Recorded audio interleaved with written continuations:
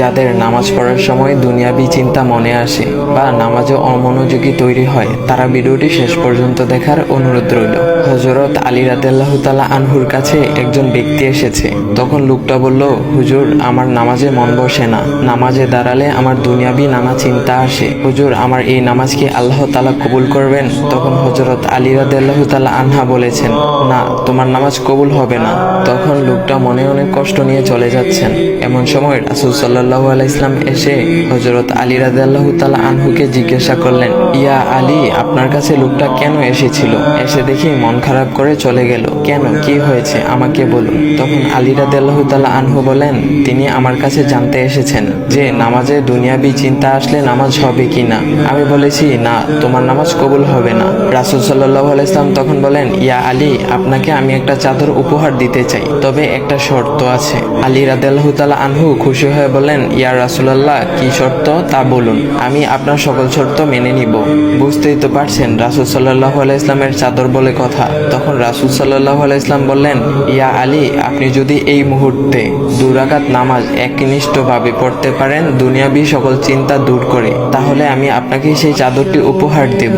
আলী রাদিয়াল্লাহু তাআলা আনহু বলেন, এটা তো সাধারণ ব্যাপার। আলী রাদিয়াল্লাহু তাআলা আনহু তখন নামাজে দাঁড়িয়ে গেলেন আর তিনি নামাজ পড়তে শুরু করলেন।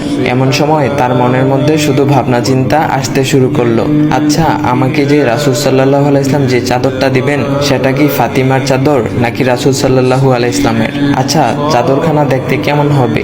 এই বিভিন্ন বিষয় নিয়ে ভাবতে লাগলেন। তিনি ভুলেই গেছেন যে দুনিয়াবি চিন্তা নামাজে আনতে রাসূল সাল্লাল্লাহু আলাইহি ওয়াসাল্লাম নিষেধ করেছেন। এর মধ্যে আলী রাদিয়াল্লাহু তাআলা আনহুর নামাজ পড়া শেষ। আলী রাদিয়াল্লাহু তাআলা নামাজ শেষ করে রাসূল সাল্লাল্লাহু আলাইহি ওয়াসাল্লামকে বলতেছেন, ইয়া রাসূলুল্লাহ, আমি আপনার শর্ত মেনেছি, এখন আমাকে চাদরখানা উপহার দেন।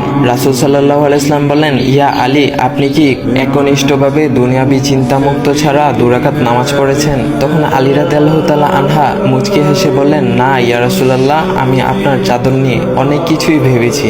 তখন রাসূল সাল্লাল্লাহু আলাইহি ওয়াসাল্লাম বলেন, ইয়া আলী, নামাজ তোমারও হয়েছে, আর তুমি যাকে নামাজ হবে না বলে ফতোয়া দিয়েছো, তার নামাজও আল্লাহ তাআলা কবুল করে নিয়েছেন। শোনো আলী, দুনিয়াবি চিন্তা দ্বারা নামাজ বাতিল হয় না, নামাজ মহান আল্লাহ তাআলা কবুল করে নেন। সকল ফরজ নিয়ম কানুন মেনে নামাজ পড়লে নামাজ হবে ইনশাল্লাহ। তবে আমাদের সকলের উচিত নামাজ আদায় করার সময় একমাত্র আল্লাহকে স্মরণ করে নামাজ আদায় করা। নামাজে দাঁড়ালে দুনিয়াবি চিন্তা মাথায় আসে, এটা শয়তানের একটা ফাঁদ। আল্লাহ তাআলা আমাদের সকলকে শয়তানের কুমন্ত্রণা থেকে হেফাজত রাখুক এবং সঠিকভাবে মনোযোগের সাথে নামাজ আদায় করার মতো তৌফিক দান করুক। সবাই বলি আমিন। চাইলে ভিডিওটা আপনি অন্যদের কাছে শেয়ার করতে পারেন, এতে অন্যদের ভুল ভ্রান্তিগুলো দূর হবে।